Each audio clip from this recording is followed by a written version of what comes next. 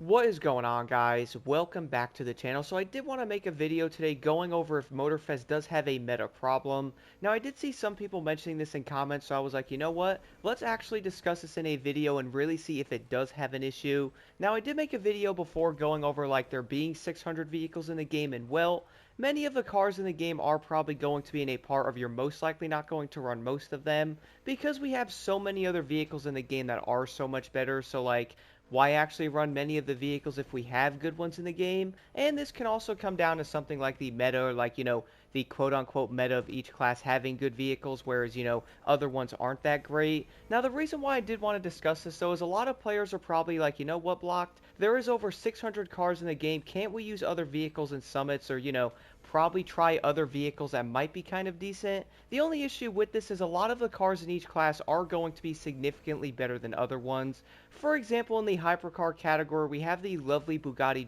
Dici, and do not destroy me in the comments because I probably didn't pronounce that correctly. But we all know how good that Bugatti actually is, and pretty much everybody runs it in like grand races. Funnily enough, I have been running the Lamborghini Countach, which isn't as great.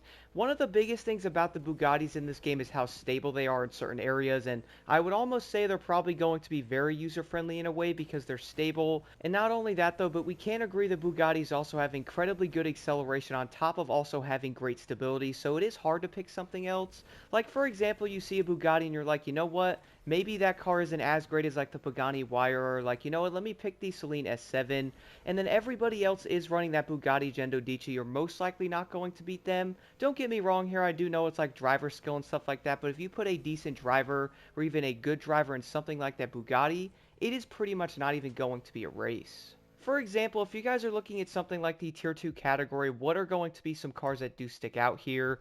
Number one, I would say, is going to be the Lamborghini Huracan. That thing is absolutely insane.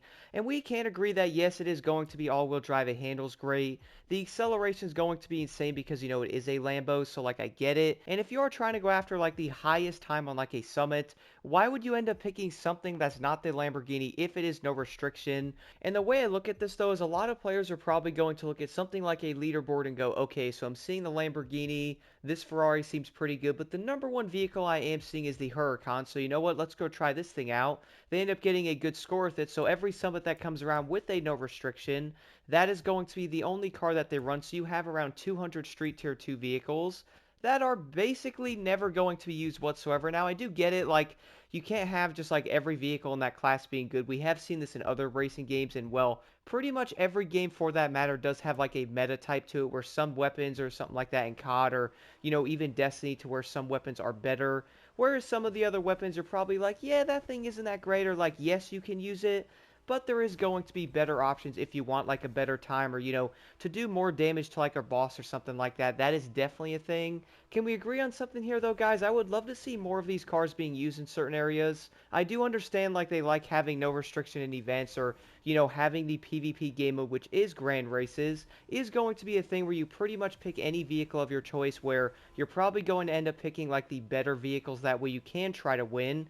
If they did add something like a PvP game mode to where you can pick any class, or maybe they do end up adding more game modes into PvP, which is probably something everybody probably wants. But let's say they did add something to where you can only pick like a Street Tier 2 vehicle, and then, well, you can only use something like a muscle, or maybe like a motorcycle, even a supercar, which would be something like the Lambo. Imagine only being able to pick a muscle car in like PvP or something like that. Then the entire meta thing would end up shifting, like, oh wait, this Mustang's going to be insanely good. Have you all tried the Challenger? I just feel like something like that would end up happening if they did add it, so then that would probably solve like a meta issue. The other side of this is it's not only going to be the Street Tier 2 or like the hypercars, but on the other side of that though, you're also probably going to notice things like this happening in the powerboat and the plane categories, to where you might end up jumping into like a plane event like the one in the recent summit, going, you know what? Let me use something like the Northrop Grumman plane, or even the Slick Aircraft, and for some reason the Slick Aircraft is only going to do maybe around 170 or so miles an hour, whereas something like the P-51 Mustang does almost 200, hitting the nitrous in that plane it hits around 225 miles an hour, whereas the Slick Aircraft for some odd reason does around 205 to maybe 210 miles an hour. The issue here though is, for some odd reason, the nitrous on the lower half of it makes the slick slow down a bit, whereas the P51 Mustang is basically insanely quick. It is kind of odd how certain planes or even like cars you can notice this, to where some vehicles you're probably like, you know what? You pretty much have to use the P51 Mustang in the plane event if you want to have a fighting chance of a higher score, which I did have to do that in the summit. Funnily enough, in that summit to where it was basically just planes and powerboats, I was like, you know what, let's use something weird like the lovely slick aircraft. Turns out the plane did do kind of decent, but I was like, you know what, it's kind of slow. Ended up jumping in the Spitfire MK, and I was like, you know what, maybe this plane is good. Turns out it was still not fast enough, so I ended up caving in and trying out the P51 Mustang. And my goodness, guys, the way that plane held its power, no wonder why everybody ran it. If you actually want a decent score in that summit, you have to run the best plane. Like, don't get me wrong here, I do understand that certain vehicles are going to be a much better option than other ones, like whether that one does handle better or it's faster like the P51 Mustang. And I would guess that many players probably notice a very similar trend to like the powerboat events to where you had to use a certain powerboat. For example, I did end up running the lovely Proto WR1, which don't get me wrong is pretty decent. Is it going to be the best boat in the class? Well, probably not. Is it going to be the worst one? Probably not. You could probably get into Platinum using some oddball vehicles. You're not going to have the highest score ever, but at least you are going to be able to at least be in Platinum. You will most likely be looking at that leaderboard and go, you know what? I wonder what everybody is using. The lovely Vector V40R is basically the only thing. Why don't I give this boat a try? And you end up beating your time by like 10 or 15 seconds. Now, the one thing I do want to say, though, that is going to clear this up a bit is I'm not hating on it. Like, I do understand each class is going to have a better vehicle or, like, you know, something you're most likely going to want to pick that is your go-to car for an event, or, like, you want to have a go-to boat or, like, a go-to plane. I understand that, and that is probably going to make a lot of sense on a meta standpoint. And you know what's funny, though? I just thought about this. Let's say they did end up going in and they were like, you know what? We are going to nerf the Bugatti Gendodici right now and maybe make it a bit less stable, and that way it's probably going to be a little bit harder to control. That way players might have to use something else. Funnily enough, guys, the next meta vehicle or quote-unquote meta car would end up showing up. Like, wait a second, has anybody else tried out the Lamborghini Countach? This thing is going to be an absolute monster. Oh no, look at the Gordon Murray car. This thing is also really good.